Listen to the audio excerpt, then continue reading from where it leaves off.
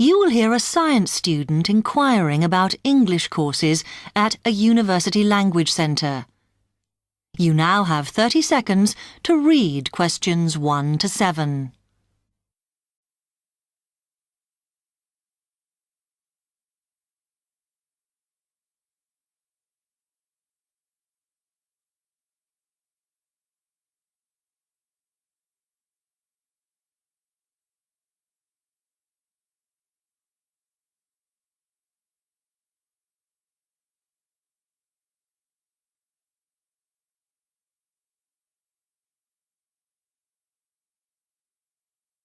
Hi, I've come to ask about the English courses you run for international students. Oh, right.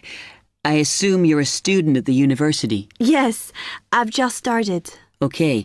Well, we've got a range of courses. It depends what you think you need and how much. Oh.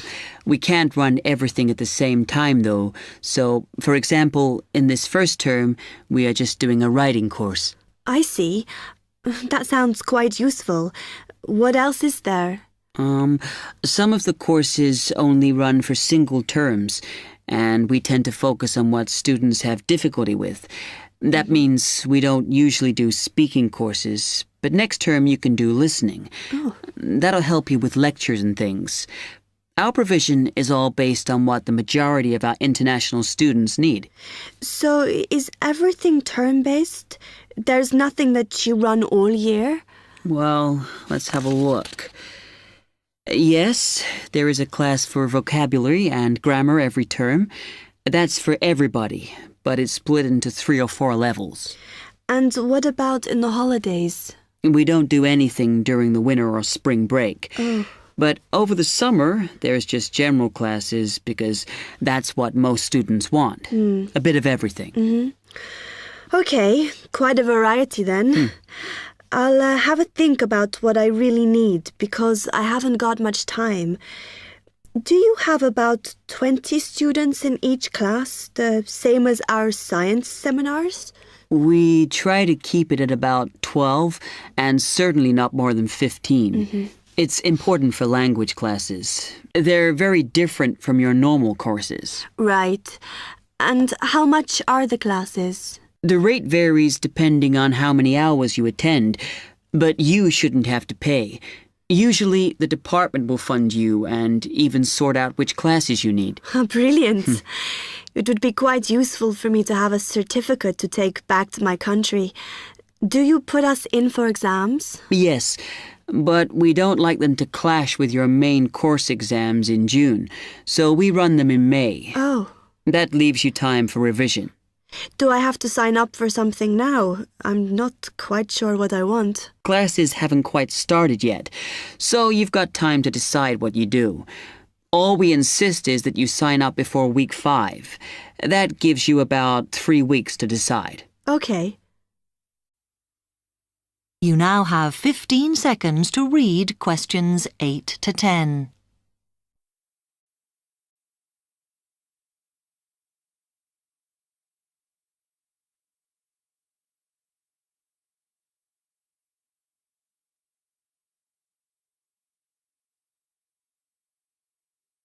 Then, when you've made up your mind, you need to come back here to the administration office to enroll. What do I need to bring with me when I enroll? My identity card, I guess. Yes, or your passport. Then you'll be given a registration form, which you'll have to show to the teacher when you have your first class. Okay. And should I ask my tutor about which classes I should do then? Yes. Then you get a note from him and give that to the desk when you register. Can I use the computers here as well? Yes. You'll be given a password when you go to your first class. So remember to bring a disk with you to save your work on, as you won't be allowed to save it on the hard drive. Okay. Will I need anything else? Dictionary? We've got loads of those here that you can borrow. But you'll need a notebook as we don't provide paper or files. Okay. Thanks. Section 2. You will hear a man giving some information about transport in London. You now have 30 seconds to read questions 11 to 15.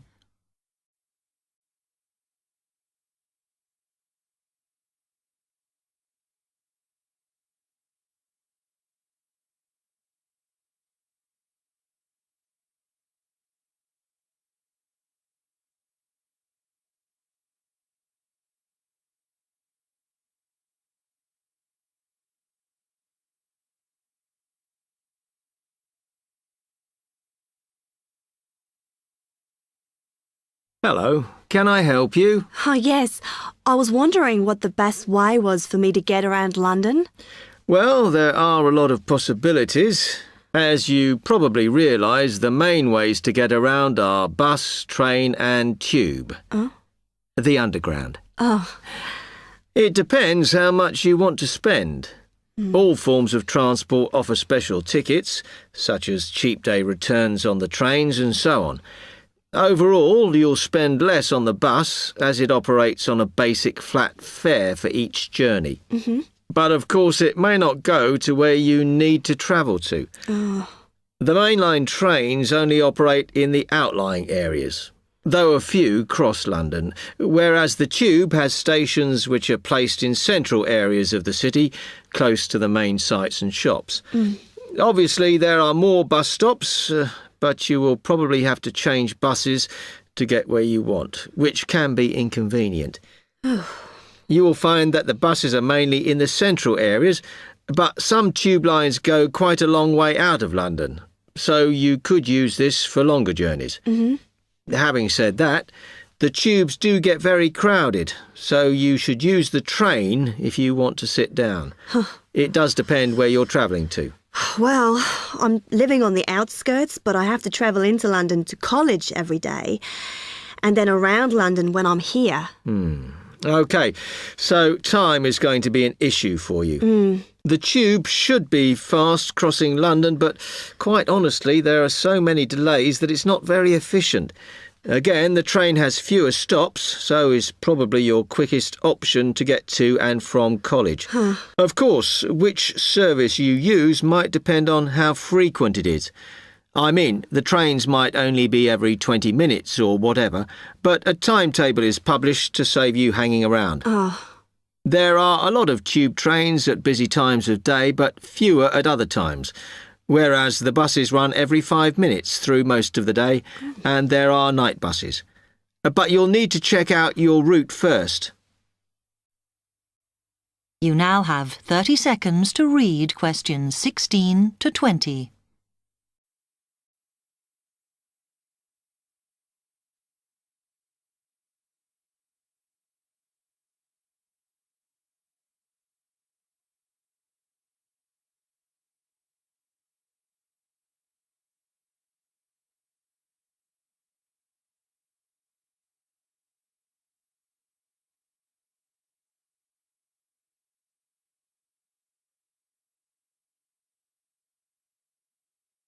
OK, thanks. How can I get from here to Hackney then? Right, well, you can choose. We're here at the information office, OK? Now, next to us, on the corner of the High Street and Sweet Street, is the bus stop, opposite the bank. The bus goes all the way to Hackney, but it is a very indirect route, so it could take ages. If you want to take the train, walk down the High Street towards the city. Go past the bank, and on your left is the station, just before you get to the post office. There's a mainline service to Hackney Wick, so if you need to get into the centre of Hackney, you may need to pick up a bus when you get there. Opposite the post office, on the corner of Hart Lane, is the tube entrance. You'll see the big signs. That's probably the best way to get there, though you may have to change. It's probably best if you go and get a travel card first. To get to the ticket office, you go out of here onto the High Street. Then turn into South Street, and the ticket office is on your right opposite the cinema. Of course, you may decide it's quicker to take a taxi. But it's a long way, so I think it'll be very expensive. If you do want to get a cab, then the rank is outside here, just opposite the office. Section 3. You will hear two medical students, Caitlin and Hideki, discussing options for courses. You now have 15 seconds to read questions 21 to 23.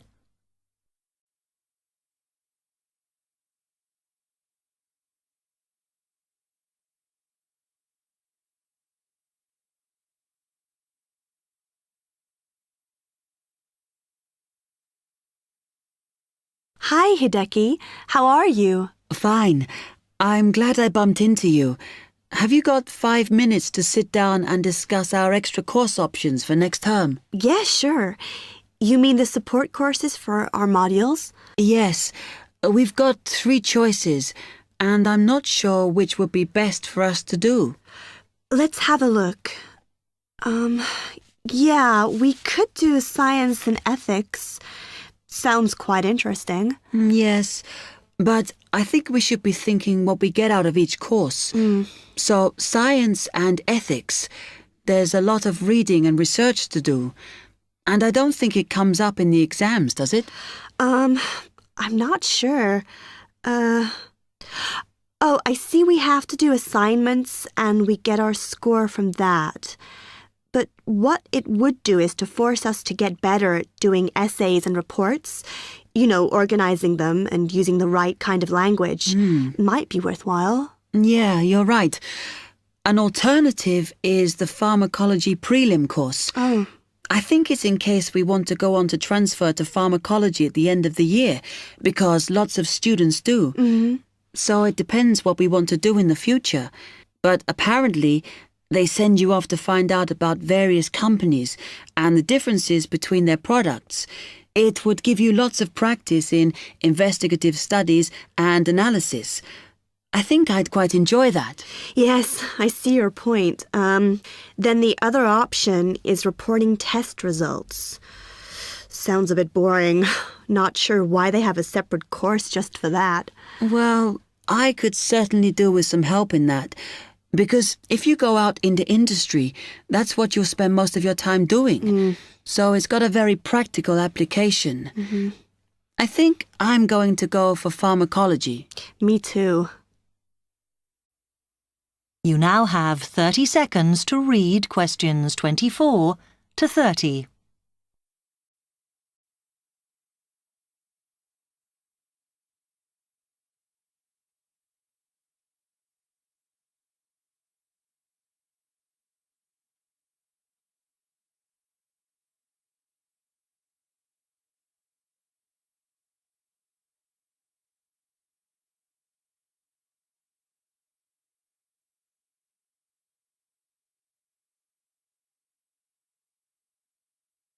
So let's have a look at it in more detail.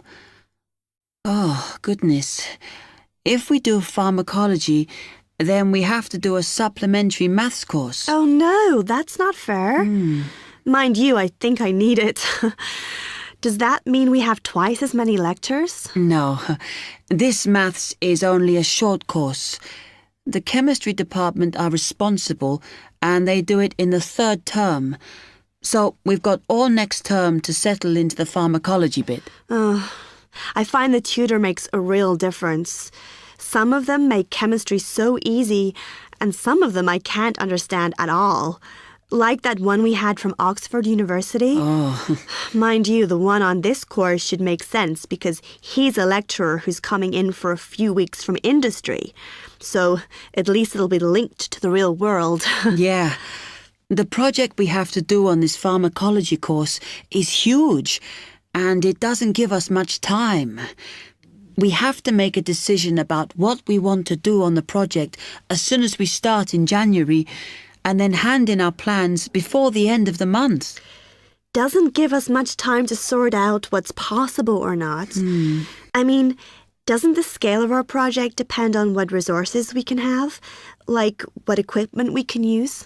I suppose so, though I think there's plenty available.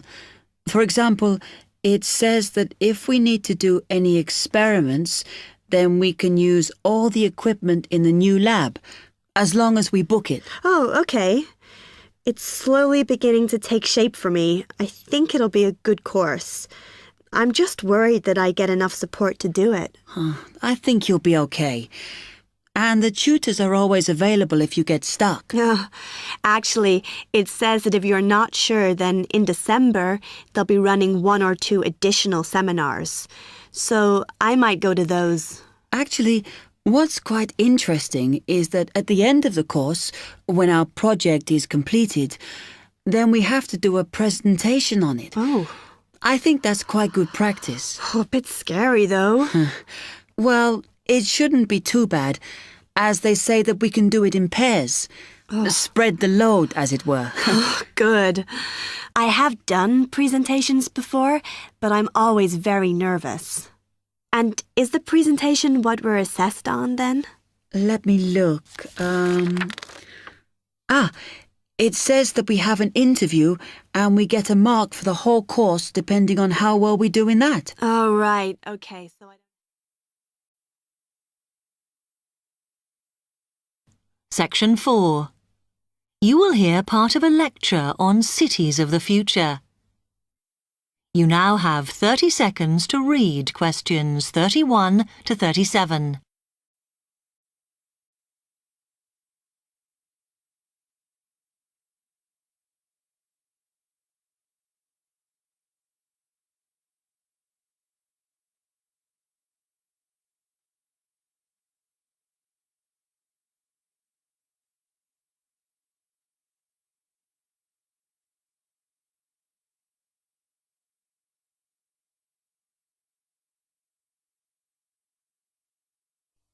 OK, we've been looking at how societies will develop in the future and at the increase in the size of cities. So I want to talk to you today about the key considerations in these cities of the future.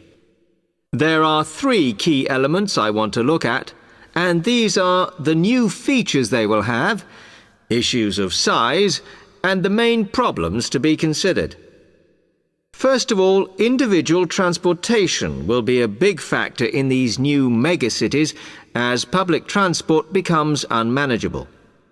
There'll be a huge rise in the use of segways, which are personal transporters like motorized scooters. As a result, and partly also to reduce pollution, roads will be altered so that they are narrower and will take up less of a city's space than they do currently. Naturally, this is a major change to the infrastructure, and something that may hinder it is the huge amount of investment it will require. The next thing is, what is going to happen to the commercial areas?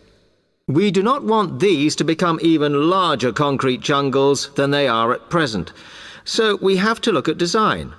And current designs for city development include building gardens on the roofs of these buildings to make a more pleasant environment for workers.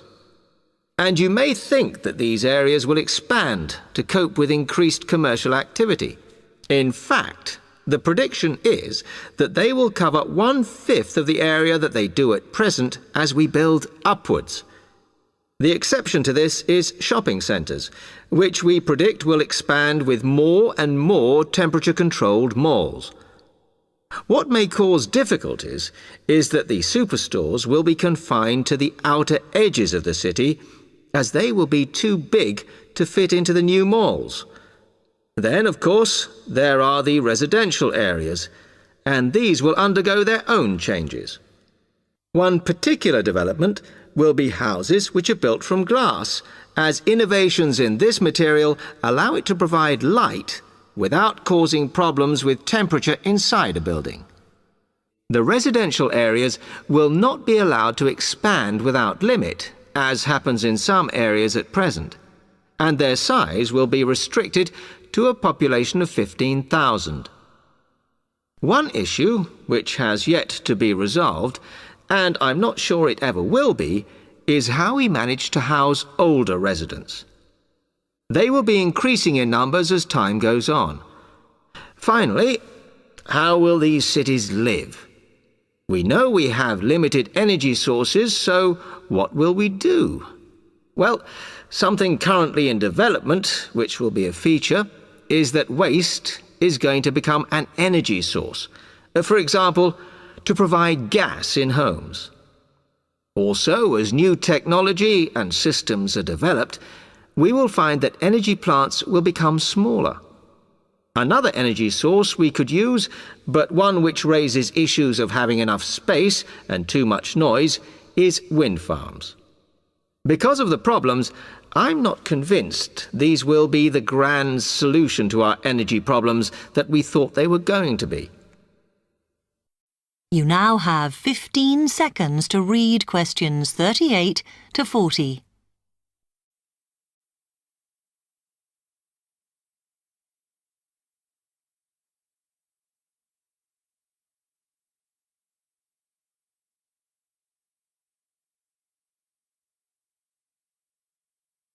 Now, moving on to looking at the social aspect of cities, we need to look at housing and how people will live.